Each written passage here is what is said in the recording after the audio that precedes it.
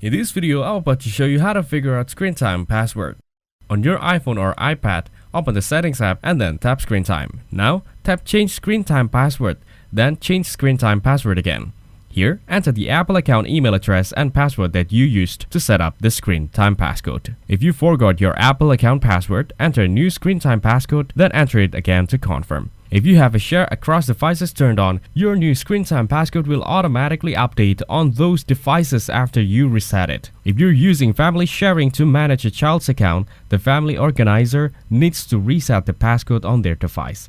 On an iPhone or iPad or the family organizer's device, open the Settings app, then tap Screen Time. Now scroll down and choose a child name under Family.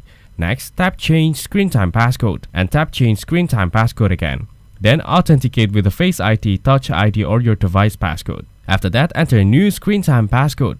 Then enter it again to confirm. If you can reset your screen time passcode, make sure that you're using the same Apple account email address and password that you used when setting up the screen time passcode.